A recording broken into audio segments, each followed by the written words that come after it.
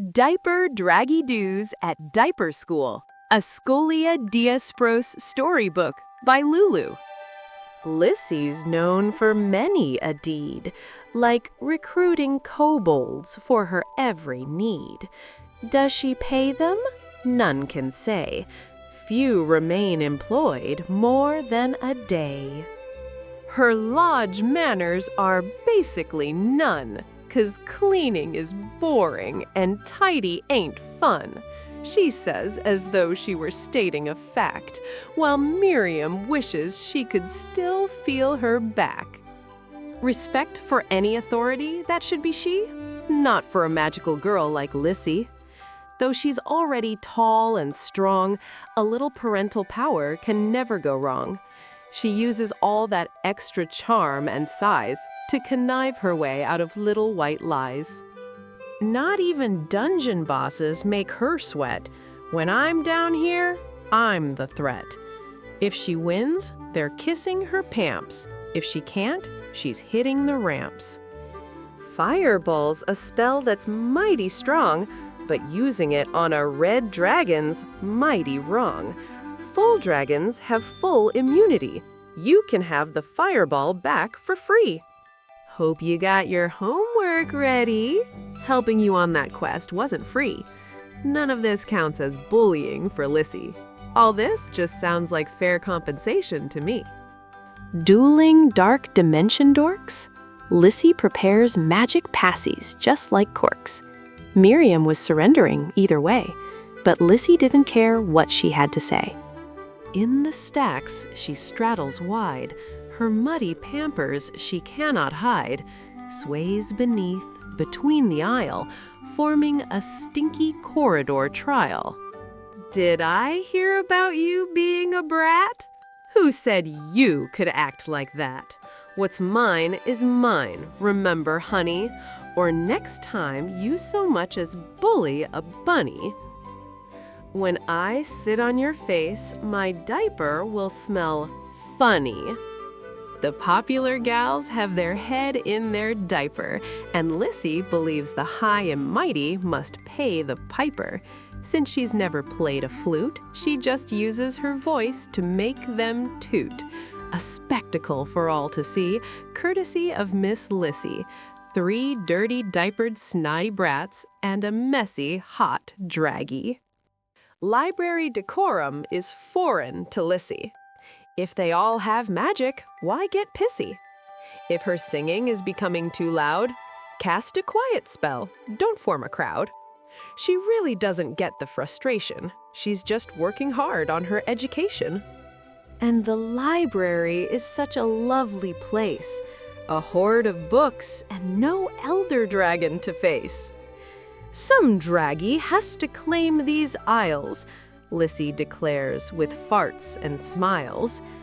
The books are for all, Lissy. Don't play baby-brained, Mariana whines as Lissy's leg guard strains. That's not where trash normally goes, but Lissy surely already knows. A prank and a bin in one easy drop? Lissy doesn't even think to stop.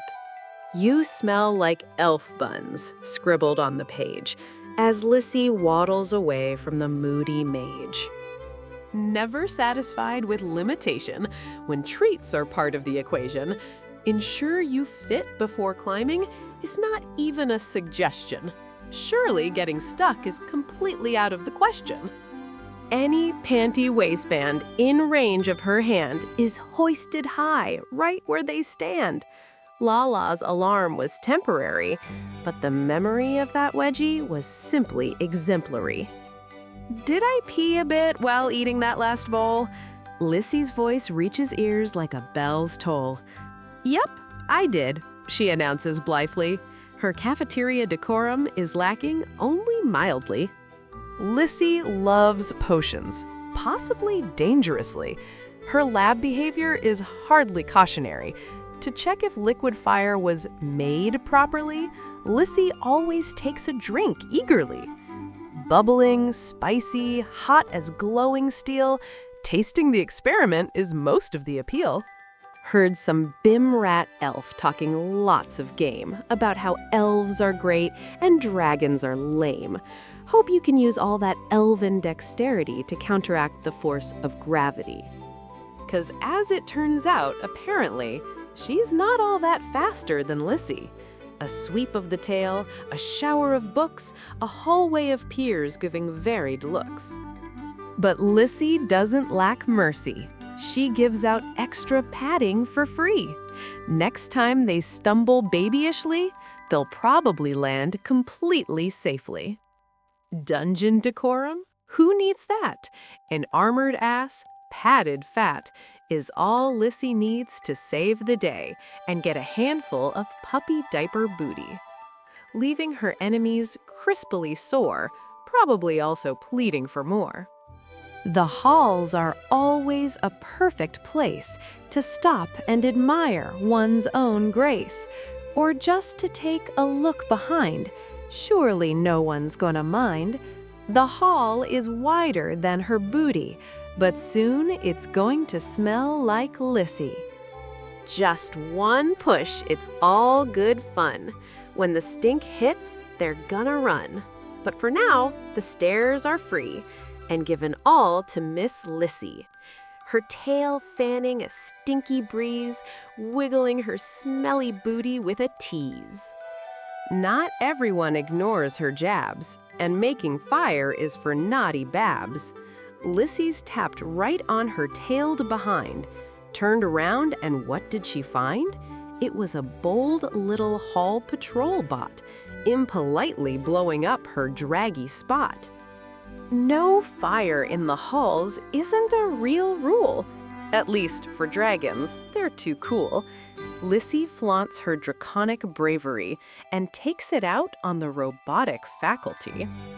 The only lady of authority anywhere near that created crinkly dragon brat fear was that tall, icy-eyed woman with the freckled face, whose grip on Lissy's wrist felt like an iron brace.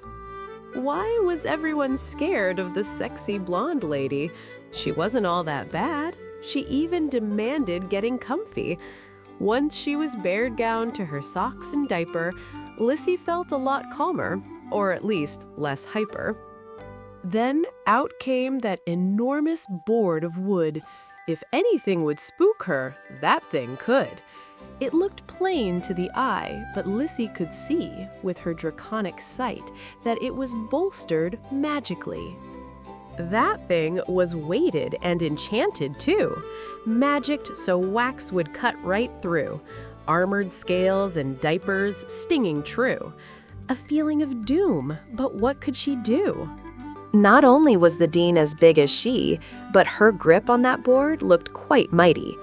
Lissy enjoyed her bratty week, despite this moment making her feel meek. Don't feel nervous, sweetie scale. Now turn around and raise your tail. Lissy began to turn at gingerly pace, but this was not a fast enough about face. She got a sudden sparky clap to her seat. It got her moving and turning those feet.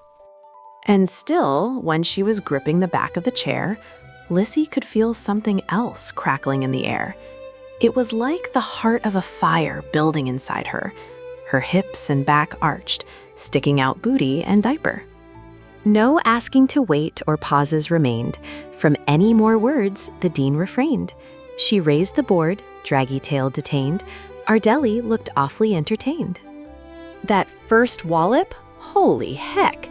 Lissy knew her booty would be a wreck, but to sear that much, it shocked to the core. And of course, there were still more. "That's it, right?" asks Lissy ironically. She isn't naive. The paddle loomed precariously. "Of course not, sweetie. That was just the first swat." The way the dean phrased that threat was so hot. Then again, that awful sting. "Okay, no more. I'll do anything." In reply, Ardeli was already quipping, "How about toning down your bratting?" Lissy gulped, but refused any admitting. "You know, I think I can live without sitting." But anything came not long after, with frills, ruffles, and a thicker diaper. As her booty stung, Lissy erupted in laughter, even from behind her new pink pacifier. 2 weeks of cute and babyish frills? That was the cost of all her thrills? A couple licks with a fiery board, and given new fashion to add to her hoard? Was this supposed to be a punishment? It felt like rewards and encouragement. On that day, Lissy took her lesson dutifully and wore her new toddler dress beautifully. Even better, she got sweet satisfaction against a bot that issued the infraction. Gonna bunk my already baked behind? Have a taste of my tail. Hope you don't mind. All's well that ends well. Spanked and diapered with mitten claws? The consequences were pretty swell, and timeouts just a momentary pause. Lissy already loves the dress, and she loves to make a mess. If risking paddle-based duress was her only realistic stress, Lissy had to just confess she wasn't going to act out less.